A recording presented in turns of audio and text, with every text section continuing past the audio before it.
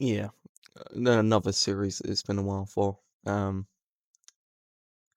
Yeah, I've got no excuse this time. Just enjoy the video. So you probably know what episode this is gonna be, but yeah, it's Edward. He has like 5 episodes, and only 4 of them are good. So let's get into it. We open up finding out Bertie is doing some tours, and that on the final day, Edward will be taking them to meet Bill and Ben. Edward struggles to get out of Knapford. The big engines mock him for this, but Duck and Boko come to his defense. Finally, he leaves the station and makes his way to the harbour on his branch line. He meets Bill and Ben, who then take the tourist to the clay pits. Soon, they bring the tourist back to Edward, who sets off for home quickly. The rain quickly moves in, and Edward struggles along, with his fireman standing on his foot pillow, sanding the rails in front. Suddenly, he slips and breaks his crank pins, leaving him stranded with the tourists. His crew remove his side rods and loosen the couplings so that Edward can gently move the train forward. With a lot of straining and effort, he gets it moving and makes his way back to Knapford. Although arriving late and almost being scolded by the Fat Controller, the passengers praise him and board Henry's train home. Edward returns to the shed, being left in peace by everyone, thanks to Duck and Boko. This episode is one of the most acclaimed of the entire series. Somehow it conveys the stress and anxiety of the original without crazy storm effects and tearing up Edward's side.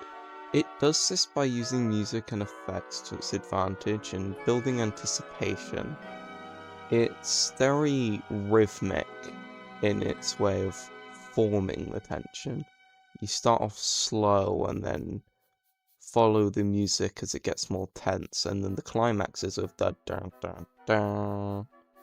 And I feel like that really helps the episode out, as without the budget and everything to rip apart Edward's model, it really is hard to convey how dire the situation is. So the fact that they managed to do it without all of that is very impressive. It also has stellar narration from both dubs, and even the Japanese dub, which I usually am not a big fan of, goes incredibly hard for this episode. ついに動いたぞさすがだよくやったぞ It also gets its pacing down to a T, and nothing feels rushed or overlooked throughout the entire story. And no one feels out of place, and everyone is still in character. Gordon's very pompous, Edward's very heroic, Duck and Boko are very kind and helpful with Edward, and James and Henry are just knobheads. Overall, this is the best of the exploit episodes, like Percy's Promise and all those, and feels the most triumphant as it is one of Edward's last as a main lead for the rest of the series, which is really odd considering he was so important in the first 2 series, and the fact that he doesn't get a major leading role for the other 20 odd is so just weird.